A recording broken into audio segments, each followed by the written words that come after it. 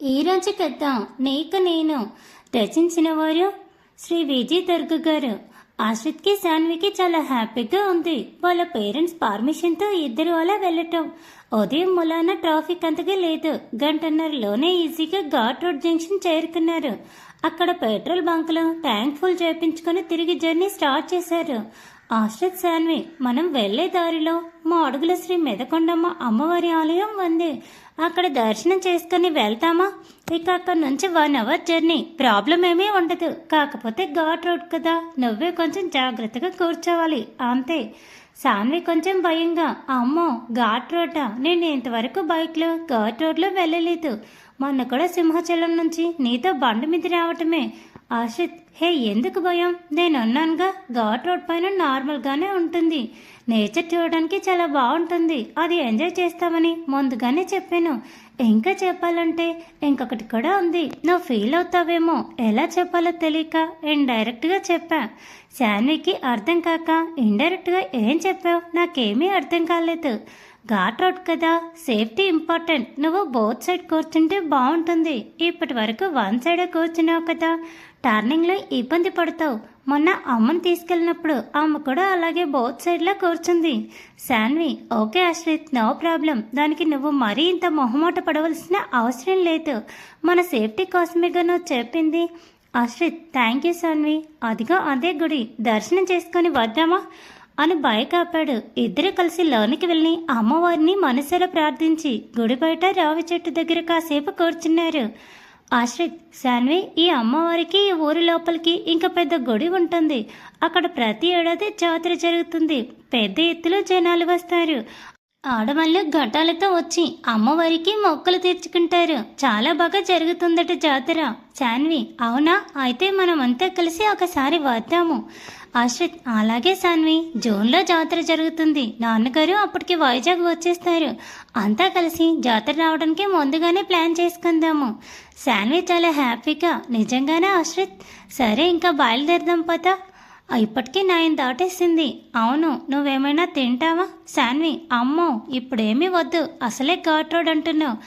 నాకు మళ్ళీ ఏమైనా వీకరే స్టార్ట్ అయితే ఇబ్బంది పడాలి. ఆశ్రిత్, అలా ఏమీ అవ్వదు. ఇది ఘాట్ రోడే కానీ నార్మల్గానే ఉంటుంది. నువ్వు అలా లేనిపోని భయాలు పెట్టుకోకు, నిజంగానే ఇబ్బంది పడతావు. శాన్వి, సరే పద, నాకైతే ఏమీ తినాలని లేదు. ఆశ్రిత్ బైక్ దగ్గరికి వచ్చి బైక్ స్టార్ట్ చేస్తాడు. శాన్వి వచ్చి కొంచెం మొహమట్టంగానే బోత్ సైడ్ కూర్చుంటుంది. ఆశ్రయ కోసం ఆశ్రిత్ భుజాల మీద చెయ్యి వేయడం తప్పలేదు. శాన్వి బైక్ ఎక్కి కూర్చోగానే ఆశ్రిత్ నార్మల్గా బైక్ డ్రైవ్ చేయడం స్టార్ట్ చేశాడు. శాన్వి కూడా కాసేపటికి నార్మల్ అయింది. ఘాట్ రోడ్లో కొంచెం కొంచెంగా పైకి వెళ్లే కొద్దీ చుట్టూ ఉన్న ప్రకృతిని చూస్తూ మైమరిచిపోయింది. కొంచెం దూరం వెళ్ళగానే వ్యాలీ వ్యూ పాయింట్ దగ్గర ఆశ్రిత్ బైక్ ఆపాడు. శాన్వి చాలా ఎక్సైట్ అవుతూ, వావ్ చాలా బాగుంది, ఇక్కడ ఎంత అందంగా కనబడుతుందో, ఎటు చూసినా పచ్చదనమే. ఆశ్రిత్, అవును నాకు చాలా నచ్చుతుంది ఇక్కడ. నేను ఎప్పుడూ బస్సులోనే వెళ్ళాను. మొన్న వచ్చినప్పుడు మాత్రమే అమ్మతో ఫస్ట్ టైం బైక్లో వచ్చాను. అప్పుడు ఎక్కడా పెద్దగా ఆగలేదు. నేను ఫస్ట్ టైం ఇలా. అందుకే దారిలో మనకేది కనపడినా సరదాగా ఆగుతూ చూసుకుంటూ వెళ్దాం. నీకు ఓకే కదా? శాన్వి ఇంకా ఎగ్జిట్ అవుతూ, వావ్ నిజంగా అని చిన్నపిల్లల గెంతులు వేస్తూ ఉంది. ఆశ్రిత్ శాన్విని చిన్నగా పట్టుకుని, ఏయ్ ఆ గంతులేంటి? ఇది డేంజర్ ప్లేస్, పరిపాటున జారితే ప్రమాదం, జాగ్రత్త అని దగ్గరికి లాక్కున్నాడు. కాసేపు అక్కడే ప్రకృతిని ఆస్వాదించి చక్కగా సెల్ఫీలు తీసుకొని మళ్ళీ స్టార్ట్ అయ్యారు. శాన్వి, ఆశ్రిత్, మన బిజీ లైఫ్లో ఉండి మనం ఎన్ని మిస్ అవుతున్నామో కదా. అసలు ఈ ప్రకృతి ఎంత అందంగా ఉందో. అందుకే మీ నాన్నగారు అక్కడి నుంచి రావటం లేదు. అక్కడి నుంచి వచ్చాక అంకుల్ చాలా ఇబ్బంది పడతారేమో నాకు అర్థమవుతుంది. ఆశ్రిత్, అవును నాకు అలానే అనిపిస్తుంది. ఘాట్ రోడ్ ఇంకా ముందుకు వెళ్లే కొద్దీ పిన్ టర్నింగ్ దగ్గర శాన్వి ఇబ్బంది పడటం ఆశ్రిత్ గమనించాడు. ఆశ్రిత్, శాన్వి నువ్వు మరీ ఇబ్బంది పడకు, కొంచెం ఫ్రీగా కూర్చో అని తన చేతుల్ని తన నడుం చుట్టూ వేసుకున్నాడు. కొంచెం దూరం వరకు రోడ్డు ఇలానే ఉంటుంది, నువ్వేమీ భయపడకు, నేచర్ని ఎంజాయ్ చేయి. కాస్త ముందుకు వెళ్తే ఒక చిన్న టెంపుల్ ఉంది, అక్కడ కాసేపు ఆగుదాం. ఓకే, నీకు ఫ్రీగా ఉంటుంది. కాసేపు రిలాక్స్ అయ్యాక మళ్ళీ స్టార్ట్ అవుదాం. శాన్వి, ఓకే ఆశ్రిత్ అని తనకి కాస్త అనీజీగా ఉండటంతో ఆశ్రిత్ వీపుపై తల వాల్చేసింది. ఆశ్రిత్ కాసేపటికి మొదకండమ్మ పాదాల టెంపుల్ దగ్గర బాయ్ కాఫీ శాన్విని దిగమని చెప్పి అక్కడ అమ్మవారికి దర్శనం చేసుకున్నారు. ఆ తర్వాత అక్కడే నేచర్లో చాలా సమయం గడిపారు. ఈలోపు ఆశ్రిత్ ఫోన్ రింగ్ అవుతుంటే లిఫ్ట్ చేసి అమ్మా చెప్పు అన్నాడు. రవలి గారు, ఏరే ఆశ్రిత్ ఇంకా చేరుకోలేదటగా, ఎక్కడున్నారు, ఏమన్నా ప్రాబ్లమా అని కాస్త కంగారుగా అడిగారు. ఆశ్రిత్, అమ్మా నువ్వేమీ కంగారు పడుకో, ప్రాబ్లం ఏమీ లేదు. శాన్వి ఘాట్ రోడ్ అని భయపడుతుంటే స్లోగా తీసుకువస్తున్నాను. అక్కడక్కడ వ్యూ పాయింట్స్ ఉన్న చోట ఆగి చూసి వెళ్తున్నాము. ప్రజెంట్ మెదకొండమ్మ అమ్మవారి పాదాల దగ్గర ఆగి ఉన్నా, కాసేపటికి బయలుదేరుతాం. రమలి గారు కాస్త కంగారు తగ్గి, ఓహో అలానా, సరే అయితే జాగ్రత్తగా వెళ్ళండి. నాన్నగారు ఇప్పుడే ఫోన్ చేశారు, ఇంకా రాలేదు ఏంటి వాళ్ళు అని, అందుకే భయం వేసి ఫోన్ చేశాను. సరేలే జాగ్రత్తగా తీసుకెళ్ళు. ఏమన్నా తిన్నారా లేదా? ఆశ్రిత్, లేదమ్మా, ఇందాక ఘాట్ రోడ్ ఎక్కే ముందు మెదకొండమ్మ అమ్మవారి ఆలయం దగ్గర ఆగాము. అక్కడ అడిగాను శాన్విని, ఘాట్ రోడ్లో ఏమైనా ఇబ్బంది అవుతుంది, వికారం అనిపిస్తుందేమో అని, తను ఏమీ తినను అని చెప్పింది. పాడేరు చేరుకోగానే అక్కడ తింటాము. రవలి గారు, సరేనన్నా, జాగ్రత్త అయితే. ఆశ్రిత్, అమ్మ నువ్వు అంకుల్ వాళ్ళ ఇంటికి వెళ్ళావా? ఇంకా లేదా? రవలి గారు, మీరు వెళ్ళిన అరగంటకే వెళ్ళిపోయానురా, అక్కడి నుంచే మాట్లాడుతున్నాను. అంకుల్ ఆఫీస్కి వెళ్ళిపోయారు, ఆంటీ నేను ఉన్నాం. సరే మీరు జాగ్రత్తగా వెళ్ళి మధ్యాహ్నం లంచ్ చేసాక రిలాక్స్ అయ్యి అప్పుడు కాల్ చేయండి. ఆశ్రిత్, సరే అమ్మా, ఓకే బాయ్. ఆశ్రిత్ ఫోన్ పెట్టేసి తన భుజం మీద తలవాల్చి తన చేయి చుట్టుకొని ఉన్న శాన్వి చేయి చేతిలోకి తీసుకొని చిన్నగా ముద్దు పెట్టుకొని, శాన్వి ఇంకా బయలుదేరుదామా అని అడిగాడు. శాన్వి గారంగా ఇంకా గట్టిగా ఆశ్రిత్ చేతిని చుట్టుకొని, ఆశ్రిత్ ఇక్కడ చాలా బాగుంది, అసలు వెళ్ళాలి అనిపించట్లేదు. కనుచూపు మేరంతా పచ్చదనమే, దూరంగా ఆ కొండలు, దగ్గరగా ఈ మేఘాలు చాలా బాగున్నాయి, అన్నీ ఎంత అందంగా ఉన్నాయో అని మాయమరిచి వాటి వైపు చూస్తూ ఉంది. ఆశ్రిత్ నవ్వుతూ, నువ్వు ఇక్కడే ఉండిపోతే ఎలా, ఇలాంటివి ఇంకా చాలా ఉన్నాయి ముందు, ఇక్కడే ఉండిపోతే వాటిని మిస్ అయిపోతావు, మరి నీకు ఓకేనా? శాన్వి కంగారుగా ఆశ్రిత్ చేతిని వదిలి, అమ్మ వద్దు పద ఇలాంటి ఇంకా చూద్దాం అని చిన్నపిల్లల ఉత్సాహంగా ముందుకు నడిచింది. ఆశ్రిత్కి శాన్వి అలా చిన్నపిల్లల ఉత్సాహపడటం చూసి చాలా మొద్దుగా అనిపించింది. తను కూడా శాన్వి వెనకాలే వెళ్ళి బైక్ స్టార్ట్ చేసి ముందుకు పోనిచ్చాడు. అక్కడి నుంచి ఒక అరగంట ప్రయాణం తర్వాత టెంపుల్ షోర్ దగ్గర బైక్ ఆపాడు. ఆశ్రిత్, శాన్వి, ఆశ్రిత్ ఇది కొత్త టెంపుల్లా ఉంది. ఆశ్రిత్, లేదు శాన్వి, ఈ గుడి మొన్న మధ్య రీకనెక్షన్ చేయించారు. శాన్వి, అవునా, బాగుంది కదా? ఆశ్రిత్, అవును బాగుంది. శాన్వి, ఇక్కడ నుంచి ఘాట్ రోడ్ ఉండదు, నార్మల్గానే ఉంటుంది, ఇక నుంచైనా బాగా ఎంజాయ్ చేయి. పాడేరు చేరుకోగానే ఇద్దరం కలిసి టిఫిన్ చేద్దాం, ఏంటి అర్థమైందా? శాన్వి, అలాగే. ఆశ్రిత్, పాపం నా వల్ల నువ్వు ఇబ్బంది పడ్డావు కదా, సారీ. ఆశ్రిత్, ఏయ్ పిచ్చి, నేను ఇబ్బంది పడటం ఏంటి, పద స్టార్ట్ అవుతాం. ఆశ్రిత్ బైక్ స్టార్ట్ చేయగానే శాన్వి బైక్ ఎక్కి ఆశ్రిత్ని ప్రేమగా హత్తుకొని కూర్చుంది. ఆశ్రిత్ చిన్నగా నవ్వుతూ, ఐ లవ్ యూ శాన్వి అని చెప్పాడు. శాన్వి నవ్వుతూ ఆశ్రిత్ని హత్తుకునే ఉండిపోయింది. పాడేరు జంక్షన్ వచ్చేసరికి అక్కడ ఒక హోటల్ చూసి బైక్ ఆపాడు. ఆశ్రిత్ ఇద్దరు కలిసి అక్కడ లైట్గా టిఫిన్ చేసేసి వాళ్ళ నాన్నగారు ఉండే విలేజ్కి స్టార్ట్ అయ్యారు. ఒక 20 నిమిషాలకి అక్కడికి చేరుకున్నారు.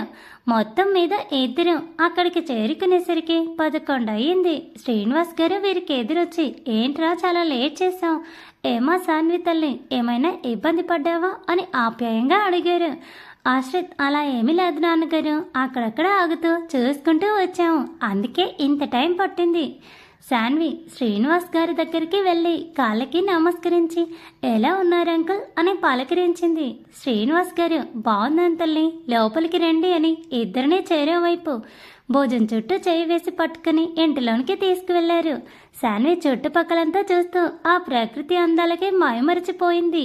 అంతా కలిసి ఇంట్లోకి వెళ్ళిన తర్వాత శ్రీనివాస్ గారు రంగమ్మని పిలిచి శాన్విని చూపించి, రంగమ్మ నా కోడలు ఎలా ఉంది అన్నారు. రంగమ్మ మురిసిపోతూ శాన్వికి దిష్టి తీసినట్టుగా చేతులు తిప్పి మొటికలు వేచింది. నా బంగారు తల్లి, ఎంత ముద్దుగా ఉన్నావు తల్లి, మా ఆశ్రిత్ బాబుకి మంచి జోడివి అని గబగబా వంటగదిలోకి వెళ్ళిపోయింది. శాన్వికి ఆమె ప్రవర్తన భలే విచిత్రంగా అనిపించింది. మొదటిసారి చూసిన సొంత మనిషి అన్నట్టుగా ఆ ప్రవర్తన, అమాయకత్వం బాగా నచ్చింది. కాసేపటికి వంటగదిలో నుంచి బయటికి వచ్చి తను చేసిన వంటకాలను వారి ముందు పెట్టింది. మంచి సువాసనలు వస్తున్న వాటిని తినకుండా ఉండలేకపోయారు. ఆశ్రిత్, సాన్వి వాటిని తృప్తిగా తిని ఇంక చాలు, మేము మధ్యాహ్నం భోజనం చేయలేము అని రంగమ్మకు చెప్పారు. బయట నుంచి వస్తున్న శ్రీనివాస్ గారిని, నాన్నగారు బయటికి వెళ్ళారో లేదో ఈ లోపు రంగమ్మ మా చేత బోలెడు తినిపించింది. శ్రీనివాస్ గారే నవ్వుతూ, ఆహా అలాగా, అయితే ఇవి కూడా తినండి అని ఆయన తెచ్చిన ఈత పళ్ళు సాన్వి చేతిలో పెట్టారు. సాన్వి ఆశ్చర్యంగా, వావ్, ఈత పళ్ళ, నేను వీటిని చూసి ఎన్నాళ్ళయిందో. ఎప్పుడో నా చిన్నప్పుడు మా తాతయ్య వాళ్ళ ఊరు వెళ్ళినప్పుడు ఫస్ట్ టైం చూశాను, టేస్ట్ చేశాను కూడా, మళ్ళీ ఇప్పుడే చూడటం. శ్రీనివాస్ గారు నవ్వుతూ, అయితే ఇంక నీకు ఏమేమి చిన్నప్పుడు తిన్నవి గుర్తున్నాయో అవన్నీ అడిగమ్మా, నీకు అన్నీ తెచ్చిస్తాను. సాన్వి సంతోషంగా, చాలా థ్యాంక్స్ అంకుల్ అని చెప్పింది. శ్రీనివాస్ గారు, సరే నాన్న, కాసేపు రెస్ట్ తీసుకోండి, నాకు సెంటర్లో ఒక 10 నిమిషాల పని ఉంది, అది చూసుకుని వచ్చేస్తాను, అప్పుడు అంతా కలిసి లంచ్ చేద్దాము. ఆశ్రిత్, అమ్మో అప్పుడే లంచ్ అంటే మా వల్ల కాదు నాన్నగారు, మీరు పని పూర్తి చేసుకుని రండి, కాసేపు అంతా కలిసి కబుర్లో చెప్పుకుందాం. ఈలోపు అమ్మకి ఫోన్ చేసి విషయం చెప్తాను, మేము క్షేమంగా చేరుకున్నాము అని. శ్రీనివాస్ గారు, సరే అయితే సాన్వి ఉండమ్మా, 10 నిమిషాల్లో వచ్చేస్తాను. శ్రీనివాస్ గారు వెళ్ళిపోగానే ఆశ్రిత్, సాన్వి బయటికి వచ్చి అక్కడే వరండాలో చైర్లో కూర్చున్నారు. సాన్వి, ఆశ్రిత్ ఇక్కడ చాలా బాగుంది కదా, అంకుల్ ట్రాన్స్ఫర్ అయ్యి వైజాగ్ వచ్చేస్తే మనం మళ్ళీ రాలేము కదా అని ఫీల్ అయింది. ఆశ్రిత్, హే సాన్వి, ఏం ఫీల్ కాకు, ఎందుకు రాలేము, హ్యాపీగా రావచ్చు, ఇది మన ఓన్ హౌస్. అనుకోకుండా ఒకసారి అమ్మకానికి వస్తే నాన్నగారు తీసుకున్నారు, మనకి ఇక్కడ హౌస్ ఉంది కాబట్టి మనకి నచ్చినప్పుడు వచ్చి ఈ నేచర్ అంతా ఎంజాయ్ చేయొచ్చు. సాన్వి ఎక్సైటింగ్గా, వావ్ అవునా, మరి ఎప్పుడు నాకు చెప్పలేదు.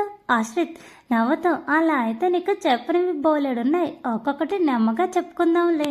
ఈ లోపల శ్రీనివాస్ గారు తన పని ముగించుకుని వచ్చారు. వరండాలోనే కూర్చుని కబుర్లు చెప్పుకుంటున్న ఆశ్రిత్ని సాన్విని చూసి ముచ్చట పడ్డారు. శ్రీనివాస్ గారు రాగానే ఆశ్రిత్ సాన్వి దగ్గరికి వెళ్ళి కూర్చున్నారు. సాన్వి లేచి లోపలికి వెళ్ళింది. ఆశ్రిత్కి అర్థం కాలేదు సాన్వి ఎందుకు అలా వెళ్ళిందో. కొంచెం ఇబ్బందిగా శ్రీనివాస్ గారి వైపు చూశాడు. శ్రీనివాస్ గారు అక్కడ కూర్చొని, ఏంట్రా, ఏంటి ప్లానింగ్ అన్నాడు. ఆశ్రిత్, ఇంకా ఏమీ అనుకోలేదు నాన్నగారు. సాన్వి లోపల నుంచి మంచినీళ్ళు తీసుకుని వచ్చి శ్రీనివాస్ గారికి ఇచ్చింది. శ్రీనివాస్ గారు ఆనందంలో మంచినీళ్ళు తీసుకుంటూ, చూసావా, ఆడపిల్లలంటే ఇలా ఉంటారు, బయట నుంచి అలసిపోయి వచ్చిన వాళ్ళకి మంచినీళ్ళతో ఎదురు వస్తారు. ఆశ్రిత్ ప్రేమగా సాన్వి వైపు చూశాడు. చాలాసేపు అక్కడే మాట్లాడుకున్న తర్వాత రంగమ్మ భోజనానికి పిలిచింది. అంతా కలిసి సంతోషంగా రంగమ్మ వండినవన్నీ తృప్తిగా తిన్నారు. శ్రీనివాస్ గారు, ఆశ్రిత్ ఈవినింగ్ సాన్విని సైట్ సీయింగ్కి తీసుకెళ్ళారా? సాన్వి, వద్దంకల్, మేము మీతోనే ఉంటాం, కావాలంటే రేపు కూడా ఇవాళనే ఆగుతూ వెళ్తాము. శ్రీనివాస్ గారు, మంచి ఐడియా అమ్మా, అలాగే కానివ్వండి. అయితే రేపు ఒక పని చేయండి, ఇప్పుడు వచ్చిన రూట్ కాకుండా అరకు మీద నుంచి వెళ్ళండి, కొత్తవి చూసినట్టు ఉంటుంది. నెక్స్ట్ టైం వీలు చూసుకొని అంతా కలిసి ఒక 10 days ప్లాన్ చేసుకుందాం, అప్పుడైతే చుట్టుపక్కల అన్ని కూడా కవర్ చేయొచ్చు. ఆశ్రిత్, నాన్నగారు మీరు చెప్పింది చాలా కరెక్ట్, ఆ పని చేస్తాము. ఆ రోజంతా ఆశ్రిత్, సాన్వి శ్రీనివాస్ గారితో చాలా హ్యాపీగా గడిపారు. ఆ రోజు నైట్ ఆశ్రిత్ సాన్వి దగ్గరికి వచ్చి, రేపు ఎర్లీ మార్నింగ్ 5:30కి రెడీగా ఉండు, నిన్ను ఒక చోటికి తీసుకువెళ్తా అని చెప్పాడు. సాన్వి, నిజంగా? అయితే ఓకే, నేను రెడీగా ఉంటానని చెప్పింది. ఆశ్రిత్, నేను నిన్న వైట్ డ్రెస్ తెచ్చుకోమన్నాను, తెచ్చుకున్నావా? అది తెచ్చుకుంటే గనుక రేపు అది వేసుకో, నేను ఫుల్ వైట్ డ్రెస్ వేసుకుంటా. సాన్వి సిగ్గుపడుతూ సరే అని చెప్తుంది. ఆశ్రిత్ వెళ్తూ వెళ్తూ సాన్వి దగ్గరికి వచ్చి తన బొగ్గ మీద కేస్ చేసి గుడ్ నైట్ అని చెప్పి స్పీడ్గా వెళ్ళిపోయాడు. సాన్వి సిగ్గుపడుతూ, ఈ ఆశ్రిత్ మరి అల్లరి పిల్లోడైపోయాడు అని మొత్తిగా తిట్టుకొని లోపలికి వెళ్ళి పడుకుంది. ఆశ్రిత్ తెల్లవారకుండానే లేచి రెడీ అయి బయటికి వచ్చాడు. అప్పటికే లేచి ఉన్న శ్రీనివాస్ గారికి గుడ్ మార్నింగ్ చెప్పి సాన్విని తన సన్ రైజ్ చూడడానికి హిల్ స్టేషన్కి తీసుకువెళ్తున్నానని చెప్పాడు. శ్రీనివాస్ గారు, అలాగే నాన్న, జాగ్రత్తగా వెళ్ళిరండి అని చెప్పారు. ఈ లోపుగా Saanvi full white Anarkali netted dress వేసుకుని హెయిర్కి చిన్న క్లిప్ పెట్టుకొని మిగిలిన హెయిర్ క్లోజ్గా వదిలేసి రెడీ అయి చున్నీ సర్దుకుంటూ బయటికి వచ్చింది. ఆ చిరు వెలుగులో తెల్లని చందమామలా మెరిసిపోతున్న సాన్విని మాయ మరిచిపోయి చూశాడు. ఆశ్రిత్ శ్రీనివాస్ గారు శాన్విని చూసి, హరే వా, ఇదేంటి సూర్యుడు వచ్చే వేళలో చందమామ వచ్చింది అని శాన్విని చూస్తూ అన్నారు. శాన్వి సిగ్గుపడుతూ శ్రీనివాస్ గారి దగ్గరికి వచ్చి, ఏంటి అంకుల్ మీరు కూడా అని, గుడ్ మార్నింగ్ అంకుల్, ఆశ్రిత్ ఎక్కడికో తీసుకువెళ్తానంటే రెడీ అవ్వమని చెప్పాడు, అందుకే రెడీ అయి వచ్చాను. శ్రీనివాస్ గారు సరే త్వరగా వెళ్ళండి మళ్ళీ మిస్ అవుతారని చెప్పారు. బైక్ దగ్గరికి వెళ్తున్న ఆశ్రిత్ని చూసి, ఓహో ఇదే సంగతి అని ఆశ్రిత్ని చూసి కను రెప్పలు ఎగిరేశారు. ఆశ్రిత్ తన డ్రెస్ చూసుకొని సిగ్గుపడుతూ తల ఉంచుకొని చేనుగా నవ్వుతూ బైక్ స్టార్ట్ చేసి శాన్విని తీసుకుని వెళ్ళాడు. ఒక 20 నిమిషాల ప్రయాణం తర్వాత హిల్ స్టేషన్కి చేరుకున్నారు. ఆశ్రిత్ శాన్వి అక్కడి నుంచి కనుచూపు మేరలో మేఘాలలో దాక్కొని ఉన్న పచ్చని కొండల చుట్టుపక్కల అంతా చూడటానికి ఎంతో ఆహ్లాదకరంగా ఉన్నాయి. అప్పుడే ఉదయిస్తున్న సూర్యుడు ఆ కొండల మధ్యలో ఎంతో అందంగా కనిపించాడు. శాన్వి అది చూసి ఎంతో ఎక్సైట్ అవుతూ చిన్నపిల్లల గంతులు వేసింది. ఆశ్రిత్ శాన్విని దగ్గరగా వెళ్ళి వెనక నుండి హాక్ చేసుకుని తన భుజం మీద తల పెట్టి సూర్యోదయాన్ని చూస్తూ ఇద్దరు చాలాసేపు అలా వండిపోయారు. సూర్యుని లేత కిరణాలు పడి ఆ ఇద్దరు జంట వెండి వెలుగులతో మెరిసిపోతున్నారు. చూసే వాళ్ళకి కనులకి హాయి గొల్పేలా కన్నుల పండుగలా ఉంది ఆ జంట. వావ్ బ్యూటిఫుల్ అని వినిపించిన మాటలకి ఆశ్రిత్ శాన్వి దూరంగా జరిగారు. అప్పుడే ఆ ప్లేస్కి వచ్చిన కొంతమంది ఫారినర్స్ శాన్విని ఆశ్రిత్ని చూసి చాలా ముచ్చట పడ్డారు. వాళ్ళిద్దరి పర్మిషన్తో చాలా ఫొటోస్ తీసుకున్నారు. ఆ ఫారినర్స్లో ఉన్న కొంతమంది లేడీస్ శాన్వి దగ్గరికి వచ్చి, you are looking very pretty, so beautiful అని తనను మెచ్చుకొని తనతో సెల్ఫీలు తీసుకున్నారు. అలా కొంతసేపు వాళ్ళతోనే హ్యాపీగా ఎంజాయ్ చేసి ఆశ్రిత్ శాన్వి 8కి ఇంటికి చేరుకున్నారు.